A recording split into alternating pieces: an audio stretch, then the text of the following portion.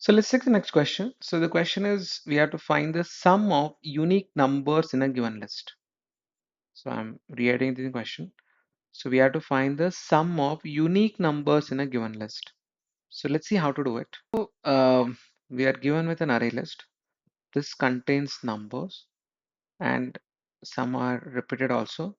We have to find out the sum of unique numbers. So first thing is start streaming on it and unique number finding. Like if I go with distinct, this will give me all the unique numbers. This is a pretty straightforward one. Now I can't apply sum directly. There is no sum functionality here because this distinct returns integers in this case.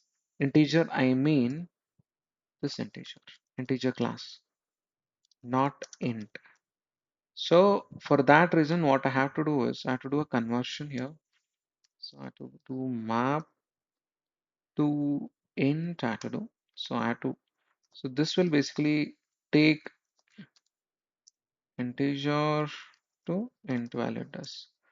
So this will basically return, if I hover on this, right, this will return the integer value, means the primitive type. So to take an integer class and it will return the primitive int. Once we got it, it's pretty simple. Just I'll do sum and I can print the sum here itself. So, so I got the sum.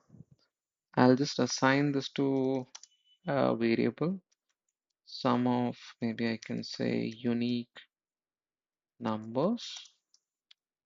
That's it. Print the result, sum of unique numbers, unique numbers. So I got the sum. Let me run it.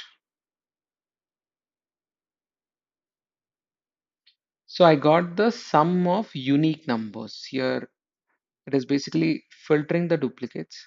So sum of unique numbers it is printing. I hope you got it how to do it. So first we use a distinct to basically get the unique number. After that we did this conversion because this was returning stream of integer autobox class. So we had to convert it into primitive type to get the sum out of it. I hope you got the logic. Let's move on to the next question.